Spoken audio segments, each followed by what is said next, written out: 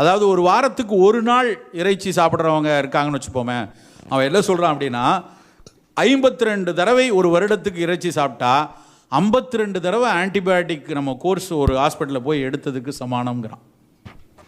அவ்வளவு ரெசிடியூஸ் அதுக்குள்ளே வருது. அப்போ நம்ம தேர்ந்தெடுக்கிற இறைச்சி நல்ல ஒரு நாட்டு இறைச்சியா, நல்ல ஒரு கோழி இறைச்சி, நாட்டுக்கோழிலையும் பிரச்சனை இருக்குது. ஏன்னா அதையும் பிராய்லரில் வளர்க்க ஆரம்பிச்சு வச்சுப்போம். அதனால் நமக்கு நேரடியான தேர்விலிருந்து எடுத்துக்கொண்டால் அது ஓரளவுக்கு சிறப்பாக இருக்கும். இன்னும் நிறைய இறைச்சியை நம்ம இன்னும் நல்லாவே பயன்படுத்தணும். உதாரணமாக காடை பெரிய அளவில் இங்கே பயன்படுத்தப்பட மாட்டேங்குது. காடை இறைச்சியை பற்றி உலகம் முழுக்க பெரிய அளவில் ஆய்வு இருக்குது. காடையினுடைய முட்டை, காடையினுடைய இறைச்சி வந்து மற்ற கோழி இறைச்சியை விட மிகச்சிறப்பாக இருக்கிறது. கில் அப்படிம்பாங்க ஆங்கிலத்தில். அது பிரேசிலில், சைனாவில் அங்கெல்லாம் ஏகப்பட்ட ஆய்வுகள் பண்ணியிருக்காங்க.